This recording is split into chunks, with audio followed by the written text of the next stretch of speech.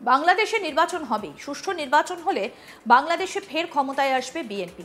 আর যদি ডিসেম্বরের মধ্যে নির্বাচন হয় তাহলে খালেদা জিয়াও নির্বাচনে লড়বেন, কারণ তিনি এখন সুস্থ আছেন। ভাবতে পারছেন, বড় দাবি এবার শোনা গেল বাংলাদেশের অন্দরে। আসলে শেখ হাসিনার বাংলাদেশ ছাড়ার পর থেকে গত এক বছরে উল্লেখযোগ্যভাবে বাংলাদেশের পট বদলেছে। মোহাম্মদ ইউনূসের সময়কালে বাংলাদেশ কি পেল আর কি থেকে বঞ্চিত হলো সেই কথা না হয় নাই বললাম, কিন্তু ইলেকশন করাতে তিনি এখনো পারলেন না। শোনা যাচ্ছে 2026-এ ইউনূসের অন্তর্বর্তী সরকার নির্বাচন করবে। সেটা আদৌ হয় কিনা সেটাই সময় বলবে।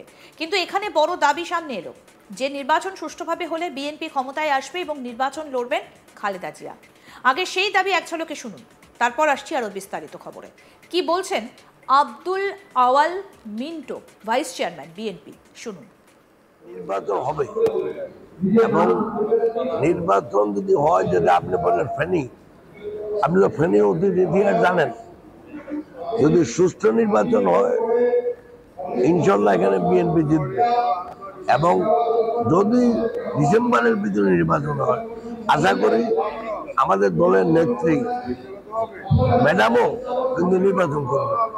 উনি এখন ইনশাল্লাহ একটু সুস্থ আছে, অতএব আমাদের নির্বাচন নিয়ে ফেনীতে কোনো চিন্তা নেই। বিএনপির ভাইস চেয়ারম্যান আব্দুল আওয়াল মিন্টো গতকালই জানান যে দলের প্রধান ভালো আছেন এবং তিনি আসন্ন জাতীয় নির্বাচনে লড়বেন। কোন আসন থেকে লড়বেন তাও জানিয়ে দিয়েছেন। মিন্টো বলেন যে ফেনী আসন থেকে লড়বেন খালেদা জিয়া। ইতিমধ্যেই জেলা প্রশাসনের সঙ্গে মিটিংও হয়েছে। একই সঙ্গে তিনি বলেন বিএনপি যে হঠাৎ করে নির্বাচন চাইছে তা নয়, 2006 থেকে নির্বাচন চাইছে বিএনপি।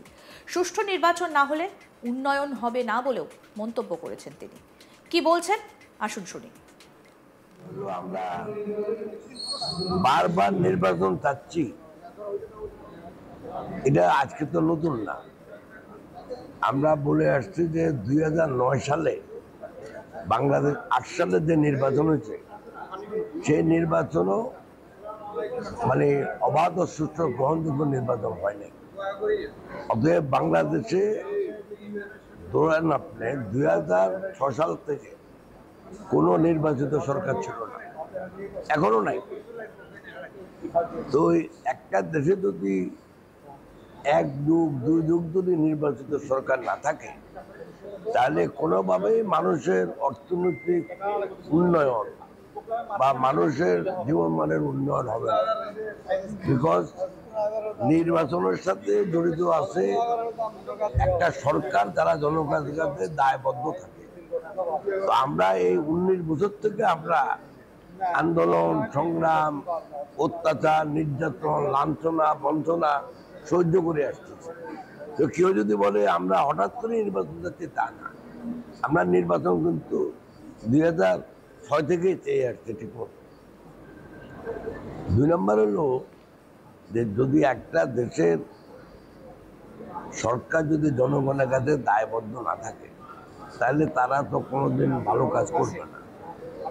সেই জন্যই আমরা চাচ্ছি এই নির্বাচনটা যত তাড়াতাড়ি। এখন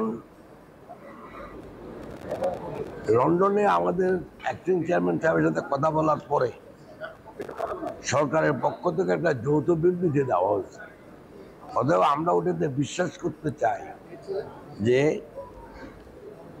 ফেব্রুয়ারির প্রথম সপ্তাহে নির্বাচনটা হবে। তবে আমি মনে করি যেভাবে এখন দেশের অবস্থা তাতে একটু আগেও হইতে পারে, হয়তো জানুয়ারিতেও হয়ে যেতে পারে। কারণ এখানে আমাদের কোর্টে একটা কেস এখন পেন্ডিং আছে সুপ্রিম কোর্টে, কেয়ারটেকার সরকার নিয়ে। যদি কেয়ারটেকার সরকার যদি পুনঃপ্রবর্তন হয় তাহলে এই অন্তর্বর্তীকালীন সরকার তখন কেয়ারটেকার হবে। কেয়ারটেকারের ভিতরে কিন্তু বলা আছে 90 দিনের নির্বাচন। আমি মনে করি যে নির্বাচন হবে, এবং নির্বাচন যদি হয়, যেটা আপনি বলেন ফেনী, আপনি তো ফেনী অতীত ইতিহাস জানেন। যদি সুষ্ঠু নির্বাচন হয় ইনশাল্লাহ এখানে বিএনপি জিতবে, এবং যদি ডিসেম্বরের ভিতরে নির্বাচন হয় আশা করি আমাদের দলের নেত্রী ম্যাডামও কিন্তু নির্বাচন করবে। উনি এখন ইনশাল্লাহ একটু সুস্থ আছে, অতএব আমাদের নির্বাচন নিয়ে ফেনীতে কোনো চিন্তা নেই। প্রসঙ্গত বলি, গত বছরের আগস্ট মাসে বাংলাদেশ থেকে ভারতে আসেন শেখ হাসিনা। ঠিক তার আগেই গত বছরের মে মাসে লন্ডন থেকে ফেরেন খালেদা জিয়া। তিনি দীর্ঘ 4 মাস লন্ডনে চিকিৎসাধীন ছিলেন। লিভার সিরোসিস, কিডনির সমস্যা, হার্টের সমস্যা এবং আর্থারাইটিস রয়েছে খালেদা জিয়ার, কিন্তু এখন তিনি সুস্থ। তাই নির্বাচন হলে তিনি তাতে অংশ নেবেন বলে দাবি করেছেন বিএনপির ভাইস চেয়ারম্যান আব্দুল আওয়াল মিন্টো।